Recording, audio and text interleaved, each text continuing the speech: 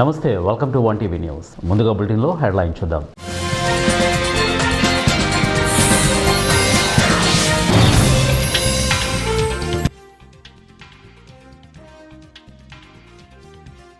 త్వరలోనే job calendar, మంత్రి లోకేష్.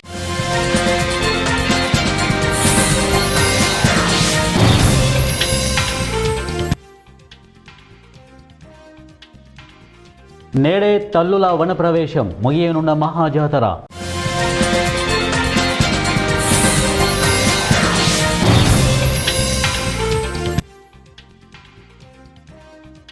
మేము అధికారంలో ఉన్నంత వరకు సహించాం, రాహుల్కు Amit Shah warning. Republic day వేడుకల్లో భాగంగా రాష్ట్రపతి ద్రౌపది ముర్ము ఇచ్చిన విందులో ఆమె ఇచ్చిన గమేషాను రాహుల్ గాంధీ ధరించకపోవడంపై కేంద్ర మంత్రి అమిత్ షా శుక్రవారం నాడు విమర్శలు గుప్పించారు.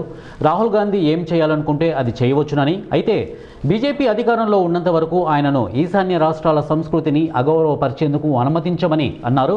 ఇక అస్సాంలోని డిబ్రూగఢ్లో జరిగిన కార్యక్రమంలో అమిత్ షా మాట్లాడుతూ విదేశీ ప్రముఖులతో సహా అక్కడికి హాజరైన వారంతా గౌరవ సూచకంగా గమోసా వేసుకున్నారని, అందుకు నిరాకరించిన ఏకైక వ్యక్తి రాహుల్ మాత్రమేనని అన్నారు. దీనిపై బీజేపీతో పాటు అస్సాం ముఖ్యమంత్రి హిమంత్ బిస్వా శర్మ కూడా రాహుల్ను తప్పుపట్టారు. అస్సాం సహా ఈశాన్య రాష్ట్రాల సంస్కృతిని రాహుల్ గౌరవించడం నేర్చుకోవాలని, లేదంటే ఆయన ఓట్లు అడగరాదని అన్నారు. ఈ ఏడాది అస్సాం అసెంబ్లీకి ఎన్నికలు జరగాల్సి ఉన్నాయి. ఇచ్చిన మాట ప్రకారం త్వరలోనే జాబ్ క్యాలెండర్ ప్రకటిస్తామని రాష్ట్ర విద్యా ఐటీ శాఖల మంత్రి లోకేష్ అన్నారు. దేశంలో ఏపీని నెంబర్ 1 రాష్ట్రంగా తీర్చిదిద్దడమే తమ లక్ష్యంగా పేర్కొన్నారు.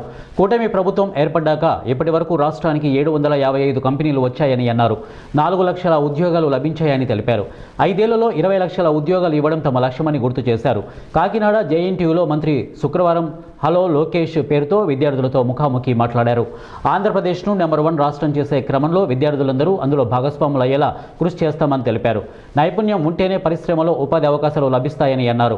నైపుణ్యం పోర్టల్ ద్వారా సప్లై డిమాండ్ తరహాలో కొత్త విధానం తెచ్చామని, దీని ద్వారా 75,000 మందిని సర్కీనింగ్ చేశామని వివరించారు. గత ఏడాదిన్నరలో 755 కంపెనీలు రాష్ట్రానికి రాగా అవన్నీ ఒక్కొక్కటిగా గ్రౌండ్ అవుతున్నాయని చెప్పారు. రాష్ట్రంలో 4,000 ప్రొఫెసర్ పోస్టులను భర్తీ చేయాల్సి ఉందని, న్యాయపరమైన చిక్కులు తొలగించి వీటి భర్తీకి చర్యలు చేపడతామని వారు తెలియజేశారు. కొంతమంది కులం, మతం, ప్రాంతం అనే భావన తీసుకొచ్చి గొడవలు పెట్టే ప్రయత్నం చేస్తున్నారని, సోషల్ మీడియాకు పిల్లలను దూరంగా ఉంచేందుకు చర్యలు చేపడుతున్నామని తెలిపారు. ఇకపై నెలకోసారి విద్యార్థులను కలుస్తామని ప్రకటించారు. మేడారం సమ్మక్క సారలమ్మ జాతరలో ఆఖరి ఘట్టమైన వనప్రవేశం శనివారం జరగనున్నది. దీంతో 4 రోజుల పాటు వైభవంగా జరిగిన సమ్మక్క సారలమ్మ మహా జాతరకు తెరపడనుంది. ఇక శనివారం సాయంత్రం సుమారు 5 గంటలకు సమ్మక్క ప్రధాన పూజారి కొక్కెర కృష్ణయ్యతో పాటు మిగతా పూజారులు మాల్యాల సత్యం, సిద్ధబోయిన మునిందర్, ఇక సిద్ధుబోయిన బొక్కన్న, కొమ్ముస్వామి, ఇక కొమ్ము జనార్దన్ సమ్మక్క గద్దె వద్దకు చేరుకొని రహస్యంగా చివరి పూజలు చేస్తారు. ఈ పూజలు జరిపే సమయంలో భక్తుల దర్శనాలను కొంతసేపు నిలిపివేస్తారు. తెలంగాణ కుంభమేళా ఆసియా ఖండంలోనే అతిపెద్ద గిరిజనుల జాతరగా పేరుగాంచిన శ్రీ మేడారం సమ్మక్క సారలమ్మ తల్లుల దర్శనం కోసం వచ్చే భక్తులు మొక్కులు చెల్లించుకునే క్రమంలో వారికి గాయాలు అయిన సందర్భంలో సింగరేణి మైన్స్ రెస్క్యూ సర్వీస్ సిబ్బంది తక్షణ సేవలు అందిస్తున్నారు. 3 షిఫ్టులు, ప్రతి షిఫ్టుకు 12 మంది చొప్పున నిత్యం అందుబాటులో ఉంటూ సేవలు అందిస్తున్నారు. గాయపడిన భక్తులు కార్తీక సాంబయ్య, బాబురావు, దివ్యాలక్ష్మి, మహేష్ తదితరులు, అలాగే జాతర ప్రారంభమైనప్పటి నుంచి ఇప్పటి వరకు సుమారు 386 మందికి ప్రథమ చికిత్సలు చేసి అవసరమున్న వారిని ఆసుపత్రికి తరలిస్తున్నారు.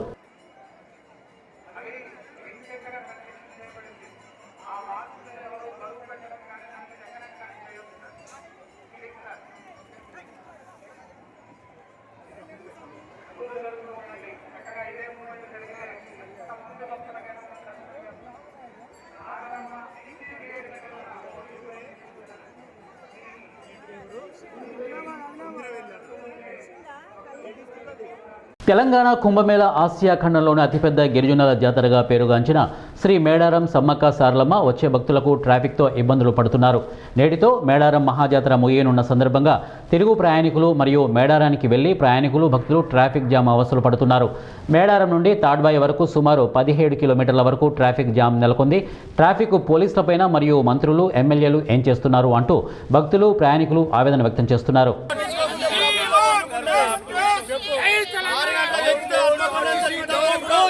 12 గంటలు అవుతుంది, ఇంతవరకు కూడా దర్శనం కాలేదు. చిన్న పిల్లలు ప్రభుత్వం పట్టించుకోకుండా ఎట్లుంటది? మంత్రులు ఎమ్మెల్యే ఎంపీలు ఏం చేస్తాను? ప్రజలు ఎట్లా ఎట్లా పోతానని ఆలోచించాలా? చెప్పండి. నేను చేసిన గొప్పతనం చెప్పుకునే రాదు.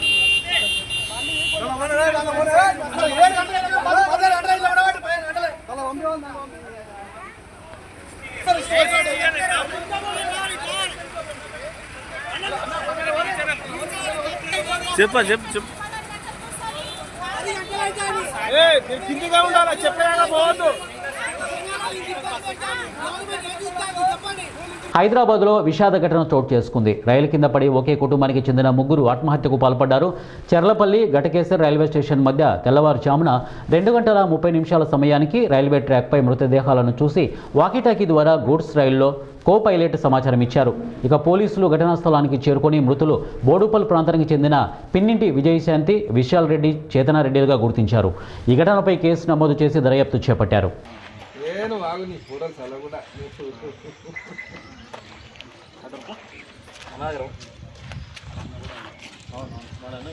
అనకాపల్లి జిల్లా చోడవరం వెంకటేశ్వర స్వామి ఆలయంలో ప్రత్యేక పూజలు నిర్వహించి కూటమి నేతలకు మంచి బుద్ధి ప్రసాదించాలని కోరుతూ దేవాలయం వెలుపల మాజీ మంత్రి గుడివాడ అమర్నాథ్ మీడియా సమావేశం నిర్వహించారు. తిరుమల లడ్డూపై చంద్రబాబు ఘోర అపచారాలు చేశారని అన్నారు. కొన్ని మీడియా ఛానళ్లు తెలుగుదేశం పార్టీకే కొమ్ము కాసి రాజకీయంగా చంద్రబాబు ఊబిలో పడి తప్పుడు కథనాలు వేశారని మండిపడ్డారు. పవన్ కళ్యాణ్కి ఎప్పుడూ లేని విధంగా సనాతన ధర్మం గుర్తుకొచ్చిందని, మీ అవసరాల కోసం దేవుని రాజకీయాల్లోకి లాగొద్దు అన్నారు. కూటమి నాయకులు రాష్ట్రంలో ఉన్నటువంటి వెంకటేశ్వర దేవాలయాలన్నీ గుడిమెట్లు కడిగితే గాని ప్రాయశ్చిత్తం పోదని అన్నారు. మీరు కూడా గమనించాలి, మీరు కూడా అప్రమత్తంగా ఉండాలి. ముఖ్యంగా కొన్ని మీడియా ఛానల్ తెలుగుదేశం పార్టీకి కొమ్ము కాసేటువంటి కొన్ని మీడియా ఛానల్స్ ఏవైతే ఉన్నాయో వారు కూడా చివరికి చంద్రబాబు నాయుడు గారి ఊబిలో పడి తద్వారా రాజకీయంగా ఇవన్నీ చేయాలనేటువంటి ప్రయత్నం చేశారు. సో ఇటువంటి పరిస్థితుల్లో తప్పకుండా రానటువంటి కాలంలో ఏదైతే జరుగుతూ ఉందో ఈ జరుగుతున్నటువంటి తప్పుల్ని, చేస్తున్నటువంటి పాపాలని ప్రజలు గమనించాలని, ప్రజలు తెలుసుకోవాలని చెప్పి మరొకసారి ఈ సందర్భంగా తెలియజేసుకుంటూ ఈరోజు ఈ కార్యక్రమం కూడా అందుకనే ఆ దేవుణ్ణి కోరాం. ఈ కూటమి నాయకులకి, కూటమి పెద్దలకి బుద్ధి రావాలని ఇప్పటికన్నా ఈ స్వామివారిని కూడా తెలియజేశాం. స్వామివారు మిమ్మల్ని రాజకీయాలు వాడుకున్నారు, దయచేసి గమనించండి, కర్మ అనేటువంటిది ఉంటుంది. జగిత్యాల జిల్లా రోడ్డు భద్రతా మాసోత్సవాల చివరి రోజు పోలీస్ శాఖ మరియు రవాణా శాఖల భాగస్వామ్యంతో లయన్స్ క్లబ్ వారు ఉచితంగా హెల్మెట్లు పంపిణీ కార్యక్రమం చేపట్టారు. ఈ సందర్భంగా జిల్లా అడిషనల్ ఎస్పీ శేషాద్రి రెడ్డి మాట్లాడుతూ ప్రభుత్వం చేపట్టిన అరైవ్ ఆలయవ్ కార్యక్రమం పోలీస్ శాఖ తరపున రోడ్డు భద్రత గురించి అవగాహన కల్పించాలని నిర్వహించడం జరిగిందని అన్నారు. ప్రతి ఒక్కరూ ఖచ్చితంగా ట్రాఫిక్ రూల్స్ పాటించాలని, ఎదుటివారు తప్పు చేసినా మనకు ఇబ్బంది కలగకుండా రక్షణాత్మకంగా వాహనాన్ని నడపాలని ఆమె అన్నారు. రోడ్డు ప్రమాదంలో మృతి చెందడం వలన ఒక కుటుంబం వీధిన పడుతోందని అన్నారు. భాగంగానే హెల్మెట్ ర్యాలీ మనం పెట్టుకోవడం జరిగింది. సో ఫస్ట్గా ఏంటంటే అరైవ్ లైఫ్, ఇది మన పోలీస్ డిపార్ట్మెంట్ నుంచి, గవర్నమెంట్ నుంచి వచ్చిన ఒక క్యాంపెయిన్. అరైవ్ లైవ్ అంటే ఇంటికి వచ్చే వరకు మనం బతుకుండాలి అని. సో దానికోసం మనం ఏం చేయగలుగుతాం? ఫస్ట్ థింగ్ మనం జాగ్రత్తగా నడుపుకోవాలి. దానికోసం ఓవర్ స్పీడ్ చేయాలి, drunk and drive and over speed and rules follow కావాలి సరిగ్గా. ఇది చేస్తే మనం జాగ్రత్తగా ఉండొచ్చు. నెక్స్ట్ థింగ్ ఇస్ ఎదుటి వాళ్ళు కూడా తప్పు చేసినా మనం జాగ్రత్తగా ఉండాలి. ఎదుటి వాళ్ళు తప్పు చేసినా కూడా మనకే ప్రాబ్లం. సో అలాంటప్పుడు దానికోసం మనకు కొత్త పదం మనం వాడుతున్నాం. మనకి ఇది డిఫెన్సివ్ డ్రైవింగ్ అని. ఏంటంటే ఎదుటివాడు కొంచెం ఏదైనా తేడా ఉన్నా కూడా మనం జాగ్రత్తలో ఉండాలి. సో ఎప్పటికప్పుడు వాడు తప్పు చేస్తాడు అనుకునే మనం నడుపుకుంటూ ఉండాలి బండి.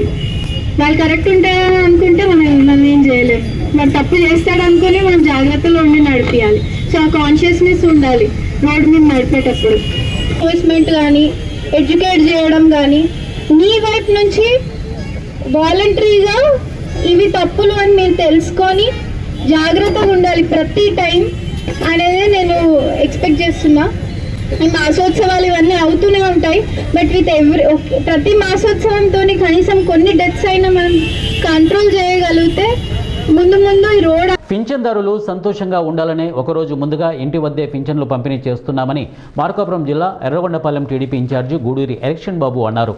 శనివారం దోర్నాల మండలం చిన్నగుడిపాడు గ్రామంలో ఎన్టీఆర్ భరోసా పింఛన్దారులకు ఇన్ఛార్జి ఎలక్షన్ బాబు పింఛన్లు పంపిణీ చేశారు. వృద్ధులు, మహిళలను ఆప్యాయంగా పలకరిస్తూ ప్రభుత్వ పథకాలు అందుతున్నాయో లేదో అడిగి తెలుసుకున్నారు. ఈ సందర్భంగా గ్రామానికి వచ్చిన ఇన్ఛార్జికి టీడీపీ నాయకులు, గ్రామస్తులు, మహిళలు అడుగడుగున పూల వర్షంతో ఘనస్వాగతం పలికారు. ప్రతి ఒక్కరూ సంతోషంగా ఉండాలనే నేపథ్యంలో ఒకరోజు ముందుగానే పింఛన్లు అందజేయడం జరిగిందని, కూటమి ప్రభుత్వంలో ఎన్నో సంక్షేమ కార్యక్రమాలు చేస్తున్నామని వారు తెలియజేశారు.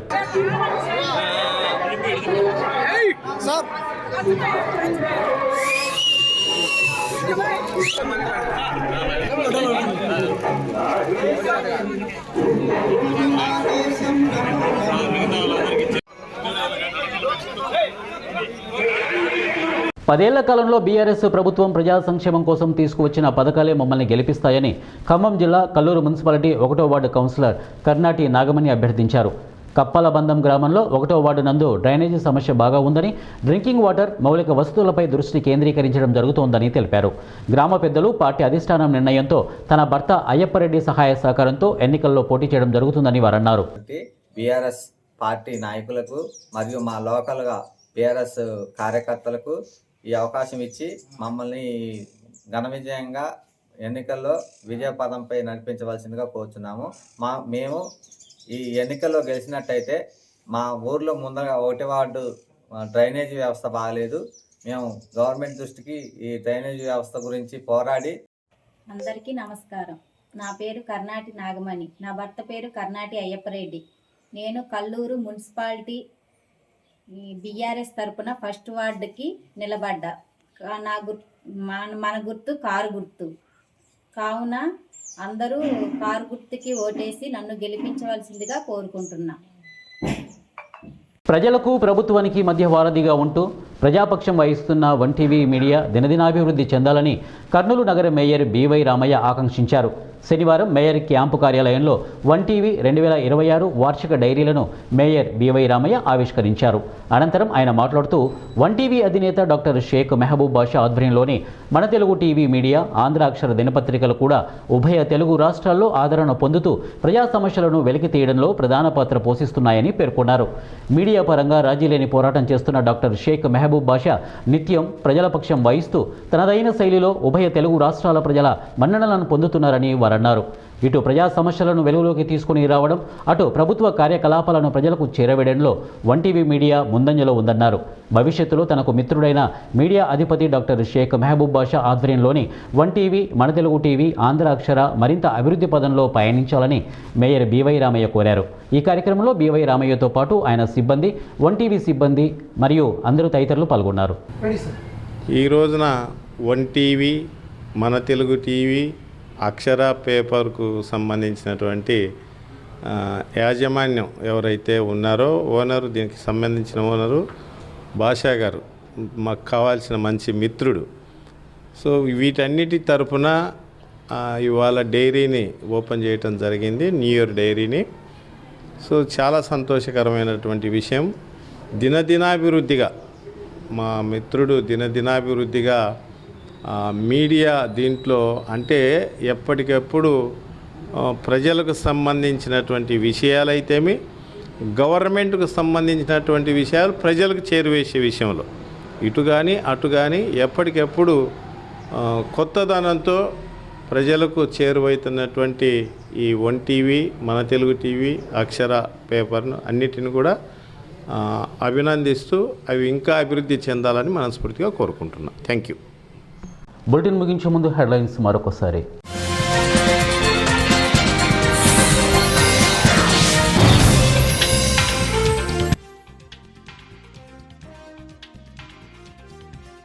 త్వరలోనే జాబ్ క్యాలెండర్, మంత్రి లోకేష్.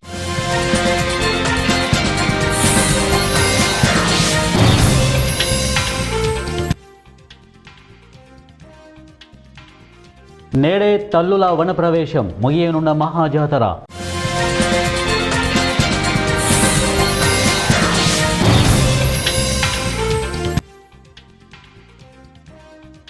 మేము అధికారంలో ఉన్నంత వరకు సహించాం, రాహుల్కు అమిత్ షా వార్నింగ్. ఇవి బులెటిన్ అప్డేట్స్. నెక్స్ట్ బులెటిన్లో కలుద్దాం. Until then keep watching one TV news.